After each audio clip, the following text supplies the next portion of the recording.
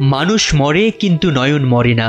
এমন কিছু চোখের অধিকারী কেউ কেউ থাকে যারা দৃষ্টির সীমা পেরিয়ে মহাকাল দেখে এবং একই সাথে অন্যকে দেখায় তার সৃজনশীলতা দিয়ে। আহমেদ ইমতিয়াজ বুলবুল তেমনই এক আজব জাদুকর। তার সুরের গভীরে প্রবেশ করলে মনে হয় তিনি আমাদের নিয়ে যান এক আরণ্যক সন্ধ্যায়।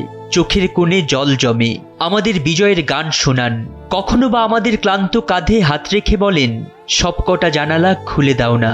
আজ 22 জানুয়ারি এই সুরের জাদুকরের 7ম মৃত্যুবার্ষিকী। আহমেদ ইমতিয়াজ বুলবুলের জীবনটা ছিল সুরের মতোই, কখনো উদারা কখনো বা তারা।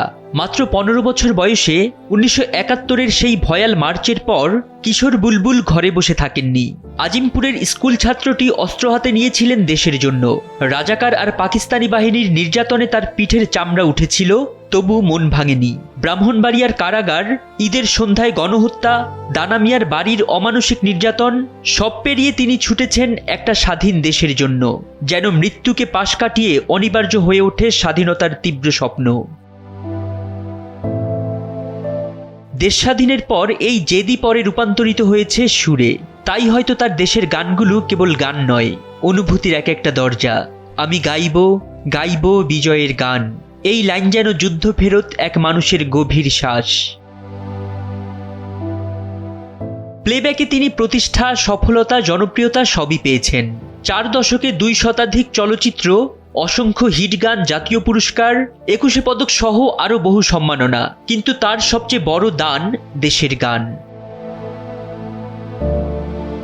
তিনি কাজ করেছেন সাবিনা ইয়াসমিন থেকে অ্যান্ড্রু কিশোর, রুনা লায়লা থেকে কনক চাপা। প্রজন্মের পর প্রজন্মকে এক সুতোয় বেঁধেছেন তিনি।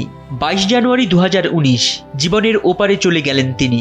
ধ্রুবতারা হয়ে রইলেন বাংলার সঙ্গীতাঙ্গনে।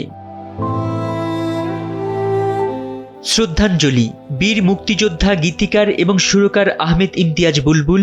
এই ভূমি কখনো আপনার ঋণ শোধ করতে পারবে না। ফরিদ উদ্দিন মোহাম্মদ, সময়ের আলো।